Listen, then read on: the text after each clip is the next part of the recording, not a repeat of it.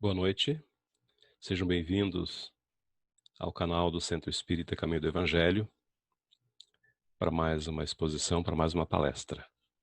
Hoje nós temos um tema, eu diria, um pouco diferente do que habitualmente nós temos visto nos últimos dias. Nós vamos convidar a todos para que façamos calma, para que tenhamos calma, para que sejamos calmos, pacíficos. Esse é o tema de hoje, afabilidade e doçura. Nós traremos algumas personalidades que marcaram, eu diria, a nossa humanidade, né? Não só o nosso Brasil, mas o nosso mundo. Uma delas muito especial, você já sabe de quem se trata, com certeza.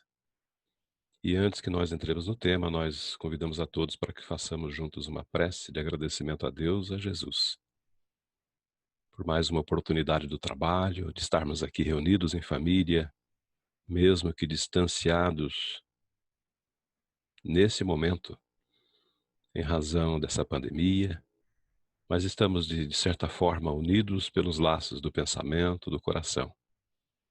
A Ti, Jesus, a nossa gratidão permanente e eterna. A Deus, nosso Pai, e mais uma vez e sempre o pedido para que todos aqueles que nos acompanham agora tenham seus lares visitados por Ti, Jesus, e que Ele faça morada, e que todos os que residem nesta casa, nesse lar, sintam a Tua presença em forma de saúde e paz. Obrigado, amigo querido, permanece conosco hoje e sempre. Meus amigos, para que nós comecemos a nossa fala, bastante objetiva, nós vamos mostrar alguns slides onde nós colhemos as informações que compartilharemos com todos vocês hoje.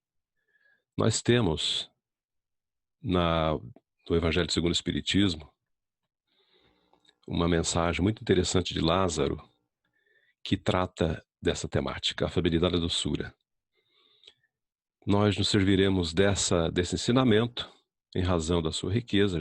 Óbvio, existem muitos outros apontamentos que nós poderíamos tomar aqui como exemplo hoje, mas esse, pela exiguidade do tempo, acreditamos que vai dar conta, sim, suficientemente, sem pretensão de exaurir o tema, evidentemente, que o tema é muito profundo, muito belo, mas nós contamos com a ajuda dessa mensagem de Lázaro, que com certeza vai atender a nossa expectativa. No capítulo 9 de O Evangelho segundo o Espiritismo,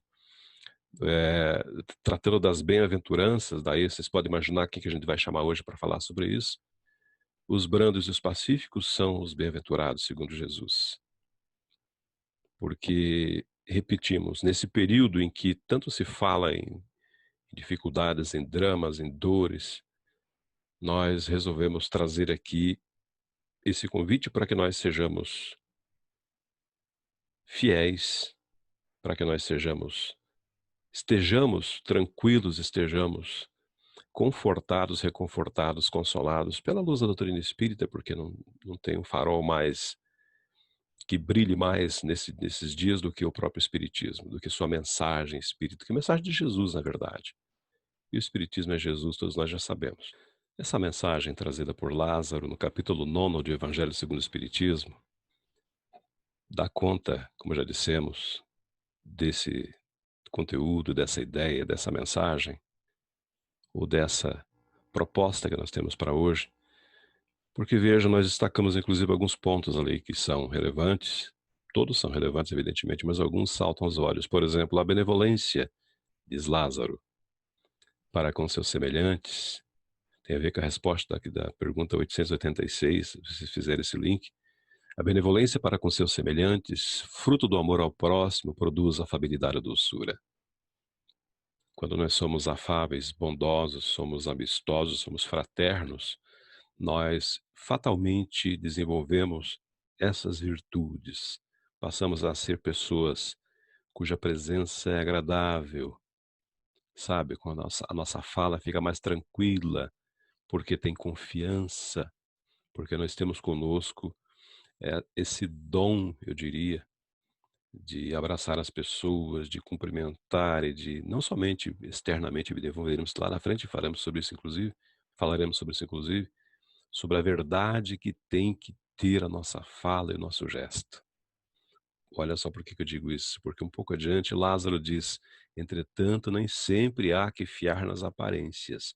Ou seja, se nós somos bons ou bondosos, amistosos, doces, afáveis, isso deve ser verdadeiro, porque nós não percebemos, mas as pessoas com as quais travamos o nosso contato diário percebem quando nós estamos sendo verdadeiros ou não.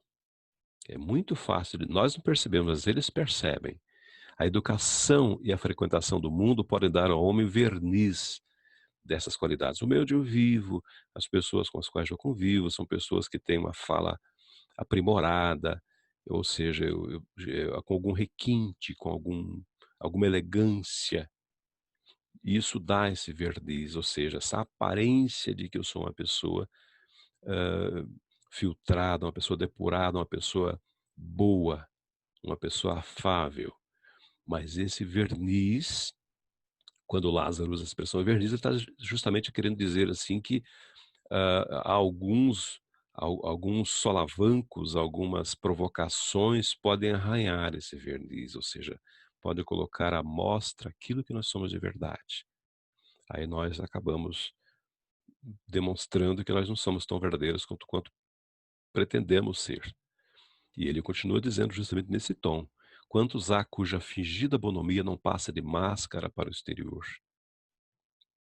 Repetimos, as pessoas percebem quando nós somos verdadeiros ou não somos verdadeiros.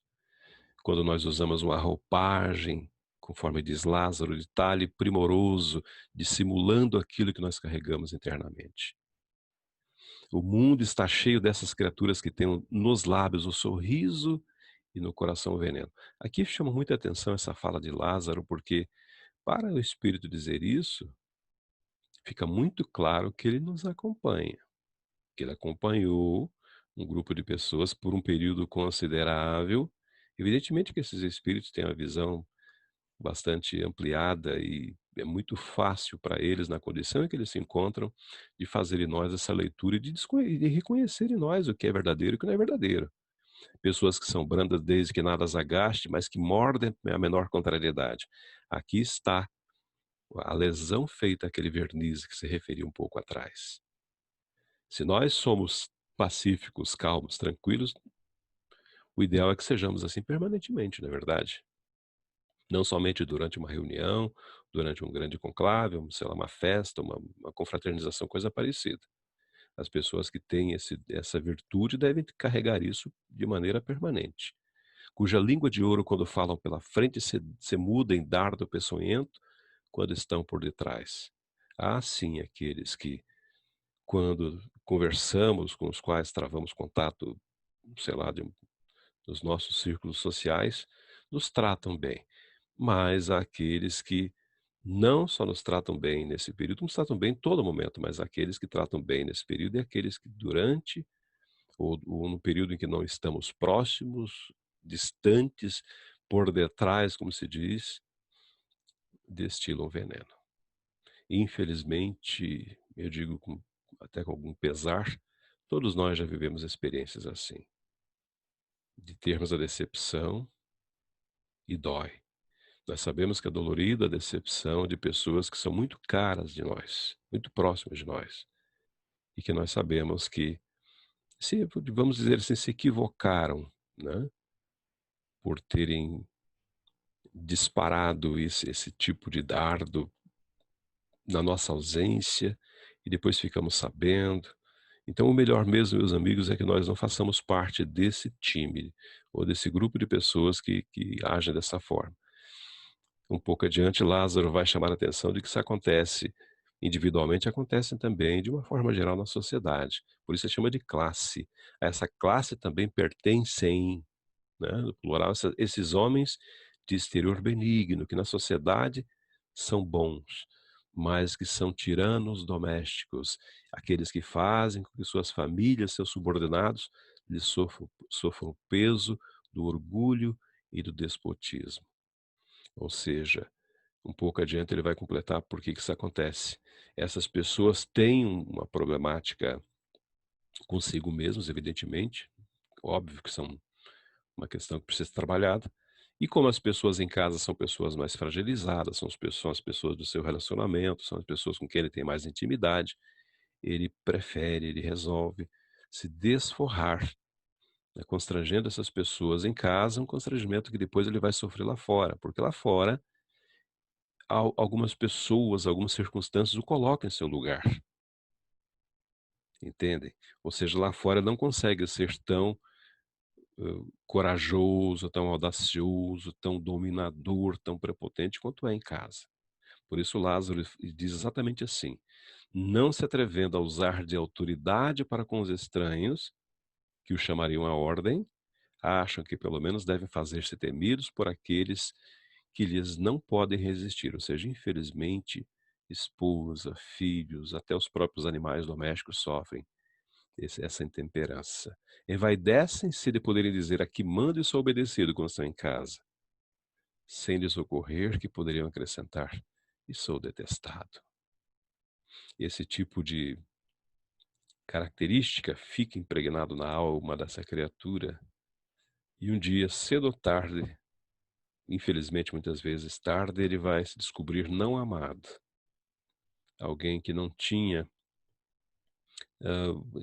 em contrapartida da sua atenção, da sua condição de pai de família, vamos pegar um caso específico aqui, não tinha a mesma contrapartida, não tinha o mesmo amor advindo, ouvindo daqueles com os quais ele dividia os seus dias, suas horas.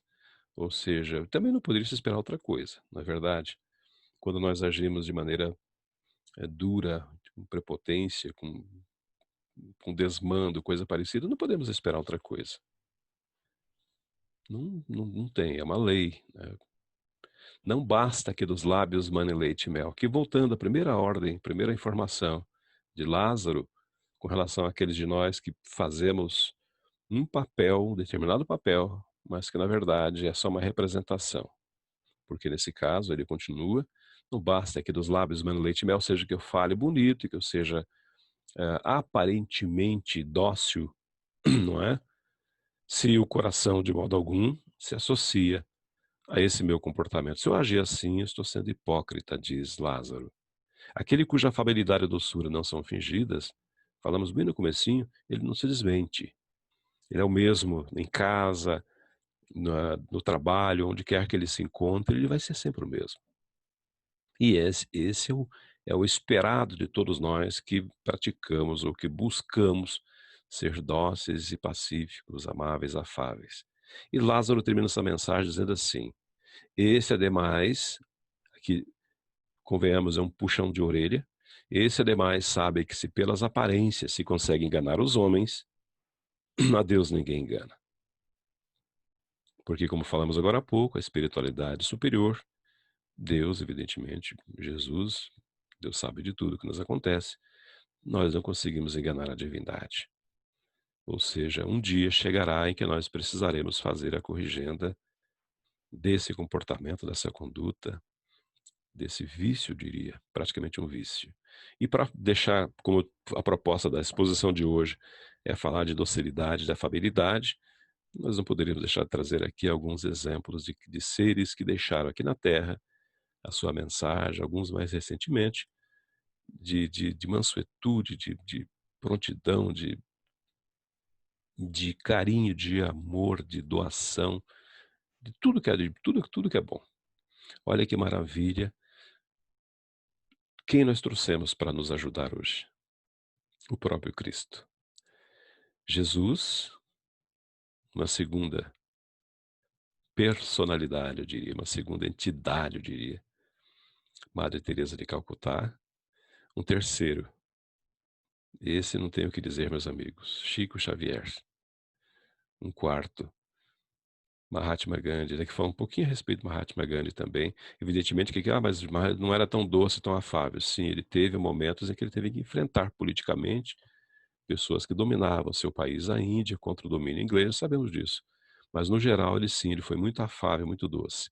E um último que é muito caro do nosso coração, Dr. Adolfo Bezerra de Menezes. Tem uma exposição com essa temática, que o tempo é mais longo, que nós desdobramos uma vasta biografia de todos eles. Aqui não é possível, por isso nós falaremos rapidamente a respeito de alguns traços desses seres, dessas criaturas, com muito carinho, que nós trouxemos para vocês hoje. Doutor Bezerra de Menezes tem uma fala dele, isso que deixou uma característica muito forte nele, além desse codinome, esse apelido de o médico dos pobres, o Kardec brasileiro. Olha o que fez muito rapidamente com que ele merecesse esses títulos. Ele diz com relação à sua profissão, à sua médico, ele dizia assim: um médico não tem o direito de terminar uma refeição, nem de perguntar se é longe ou perto quando um aflito qualquer lhe bate à porta. Isso chama, meus amigos, abnegação. O que não acode por estar com visitas, por ter trabalhado muito e achar-se fatigado, ou por ser alta a hora da noite, mau caminho ou tempo, ficar longe ou no morro, quem age assim, ele diz, o que sobretudo pede um carro a quem não tem com que pagar a receita, ou diz a quem lhe chora a porta que procure outro, aquele, ele é bastante incisivo, ele diz, esse não é médico, é negociante de medicina, que trabalha para recolher capital e juros dos gastos de formatura. Olha como Bezerra faz essa profissão eu não diria de fé, mas de doação, de devoção, de respeito para com a sua profissão de médico.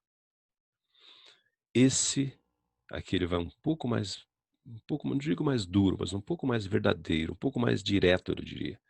Esse é um desgraçado, no sentido de ser uma pessoa infeliz com a sua profissão, que manda para outro o anjo da caridade que lhe veio fazer uma visita e que lhe trazia a única esporta, o único pagamento que podia saciar a sede de riqueza de seu espírito, a única que jamais se perderá nos vai-vens da vida.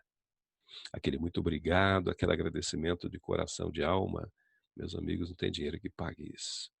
E ele, como médico, sabe muito bem disso. Quem conhece a biografia de Bezerra, repita que não daria tempo, sabe muito bem o que aconteceu quando ele foi recebido na espiritualidade. Né? A maneira como ele foi recebido e por que ele foi recebido daquela forma. Fica a sugestão aqui para que nós busquemos essa informação. Nós trataremos isso noutra oportunidade. A outra entidade que nós trouxemos, Mohanda Karamchand Gandhi. Olha, o João Edson, onde é que está ali né, o nome com o qual nós conhecemos, né? Gandhi. Onde é que está o Mahatma do Gandhi? Nós lembramos que Mahatma não é nome. Mahatma é um título, digamos assim, um título eh, seria eclesiástico se estivesse falando de uma forma tratando da questão como uma igreja, como ele sendo um missionário religioso, mas não é exatamente. Mahatma exatamente é mais uma condição de uma pessoa que se depura, que atinge um determinado nível de respeito, de pureza, de devoção pelos seus correligionários, pelos seus seguidores. Mahatma é um título, significa nobre, puro, depurado, coisa parecida. Mohandas Karamchand Gandhi, o Mahatma Gandhi como queiro, ele tem umas frases muito interessantes que traz para a gente, que faz com que nós e justifica porque nós trouxemos ele aqui hoje. Ele diz, se referindo, veja, um hindu que conhecia profundamente o ensinamento de Jesus. Ele conhecia a tal ponto que disse o seguinte: se dos ensinamentos do Cristo ficassem apenas os extratos do Sermão do Monte, teríamos condições de pautar a nossa conduta para nos relacionar bem em sociedade. Conhecia muito profundamente o Evangelho de Jesus. Se toda a literatura ocidental, essa parte mais conhecida, se toda a literatura ocidental se perdesse e restasse apenas o Sermão da Montanha, nada se teria perdido. Aliás, nós estamos falando de bem-aventurança, justamente por isso que trouxemos, lembramos de trazer Gandhi, porque ele se refere justamente a esse momento mágico na vida de Jesus. Todos foram mágicos, mas esse em especial, quando ele traz as bem-aventuranças e Gandhi traz essa conclusão, esse fechamento a respeito da importância que tem para todos nós aqui na Terra as bem-aventuranças do Cristo. Francisco Cândido Xavier também não poderia faltar nesse rol, meus amigos. Ele tem, isso não é mensagem da espiritualidade, isso é dele mesmo, um grande filósofo que poucos conhecem, que foi o Chico Xavier. Ele diz: "Fico triste quando alguém me ofende, mas com certeza eu ficaria mais triste se fosse eu o ofensor." E na sua simplicidade, que é de emocionar, ele diz: "Magoar alguém é terrível." A consciência do Chico era algo assim realmente fora do comum. Deus nos concede a cada dia uma página de vida nova no livro do tempo. Aquilo que colocamos nela corre por nossa conta. Nos chamando à responsabilidade, nos chamando às contas, né? O Cristo não pediu muita coisa, não exigiu que as pessoas escalassem o Everest ou fizessem muitos esforços, ou fizessem grandes sacrifícios. Ele diz: que o Cristo pediu? Ele só pediu que nos amássemos uns aos outros. Esse é o pensamento do Chico Xavier. Outro também que nós soubemos, por mensagem trazida por Joana de Ângeles, da maneira como foi recebido também na espiritualidade. É maravilhosa a forma como esse homem foi recebido. Madre Teresa de Calcutá, repito, nós tínhamos uma biografia muito ampla, mas o tempo não permite que nós leamos. Então, ficamos com alguns trechos que marcaram a vida dessa mulher incomum, eu diria, aqui na Terra. Uma figura que deixou exemplos que poucas pessoas conseguem imitar. Na, na sua inteireza, evidentemente, mas muitos a seguem, graças a Deus, não é verdade? No trato com as pessoas, no cuidado com os desamparados, com os pobres, com os doentes.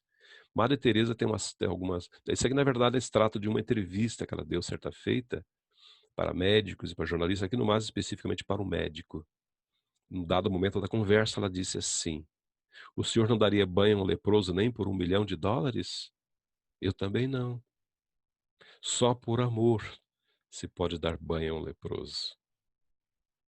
Quando nós falamos: mas ela não está sendo afável, não está sendo doce. Ela está sendo muito afável, muito doce. Porque a afabilidade e a doçura também, meus amigos, não pressupõe, não quer dizer que a pessoa deva ser apática, aceitar tudo passivamente, não. Tem que haver essa firmeza, sim. E Madre Teresa, pequenina, trabalhadora, era uma mulher muito, muito forte. E essa frase marca muito profundamente aqueles de nós que queremos colocar um preço na caridade. Aliás, essa mulher e a caridade são sinônimos. Por vezes sentimos que aquilo que fazemos não é senão uma gota de água no mar, mas o mar seria menor se lhe faltasse uma gota. Essa lição é para todos nós que pensamos: o meu trabalho é tão pequeno, insignificante. Não, todo trabalho tem seu valor. Toda atitude nobre, todo benefício que a gente faça para algum copo d'água tem um valor imenso. Um sorriso tem um valor imenso. Um olá, um cumprimento, uma boa tarde, uma boa noite tem um valor imenso. Tudo tem um valor significativamente grande na, na, no universo, na construção de um mundo diferente. E essa mulher deixou, meus amigos, o seu contributo. "Quando descanso?" foi perguntado a ela. E ela respondeu: "Descanso no amor." Por isso que eu falei da caridade.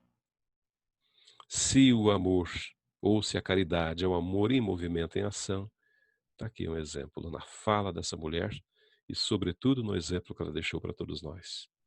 "A todos os que sofrem e estão sós, dai sempre um sorriso", falei agora há pouco, um sorriso de alegria. "Não lhes proporciones apenas os vossos cuidados, mas também o vosso coração."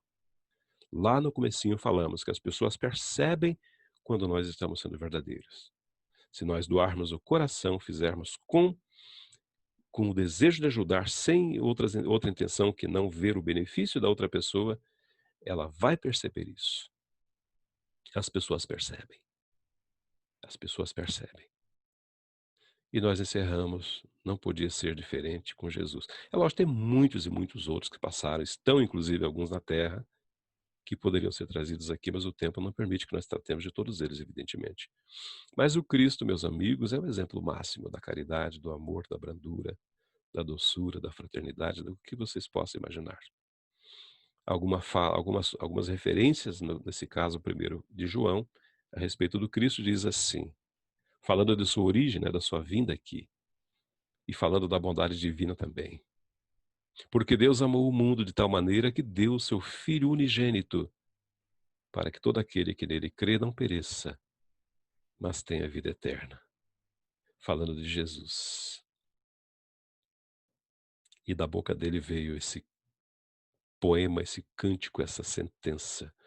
Um novo mandamento vos dou, que vos ameis uns aos outros, como eu vos amei a vós, que também vós uns aos outros vos ameis.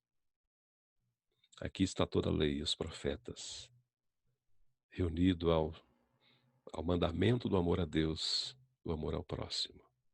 É o Cristo, meus amigos. Nisto todos conhecerão que sois meus discípulos, se vos amardes uns aos outros.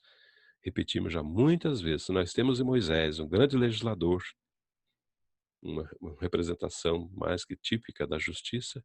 Aqui nós temos na segunda revelação da lei de Deus, o amor do Cristo, o amor de Deus por todos nós. Essa figura inapagável de Jesus, o amor. O primeiro de todos os mandamentos é: ouve Israel, o Senhor nosso Deus é o único Senhor. Aqui para Israel entendemos o mundo todo, evidentemente.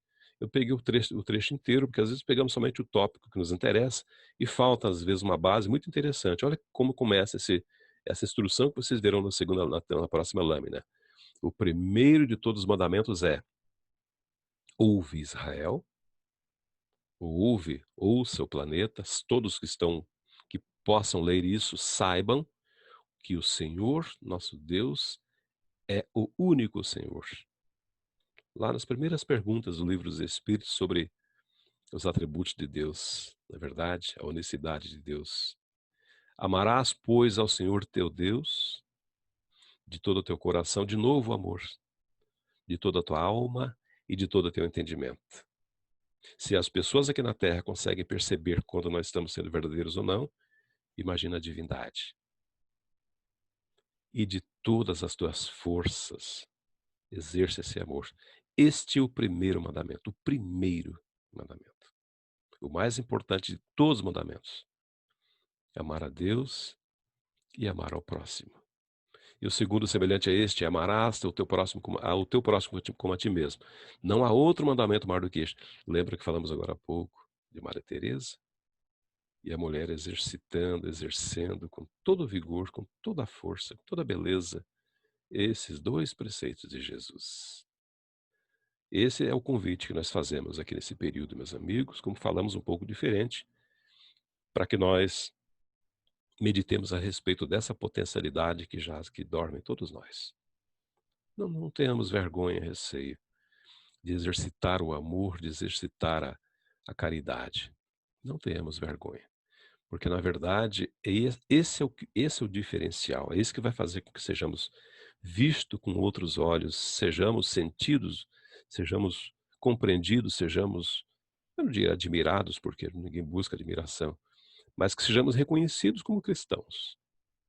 Se nós exercermos esses dois mandamentos de Deus, o amor a Deus, o amor ao próximo, nós estaremos muito, muito próximos, muito, de cumprirmos a nossa obrigação enquanto cristãos, enquanto espíritas.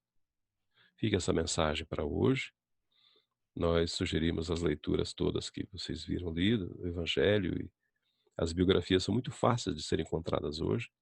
Sugerimos a biografia de Maria Teresa, de Mahatma Gandhi, do próprio Chico Xavier, do Dr. Bezerra, né? E o Evangelho de Jesus. A biografia do Cristo é sua obra. É o exemplo, é o que ele fez e o que ele faz por todos nós. Porque ele não fez, ele faz. Ele não foi, ele é. E é ao Cristo que nós pedimos, mais uma vez em prece, para que receba, Senhor, a nossa gratidão por esta oportunidade de trabalho, de divulgação do teu Evangelho de luz.